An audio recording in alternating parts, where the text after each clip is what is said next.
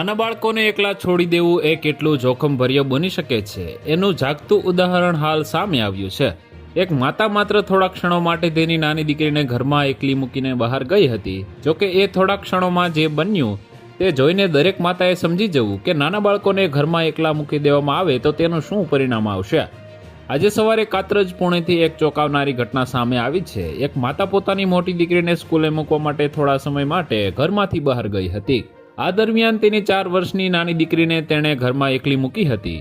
4 વર્ષની આ નાની દીકરી રમતા રમતા બારી તરફ ગઈ અને ત્યાં લપસી જતા તે ધાર પર લટકી રહી હતી।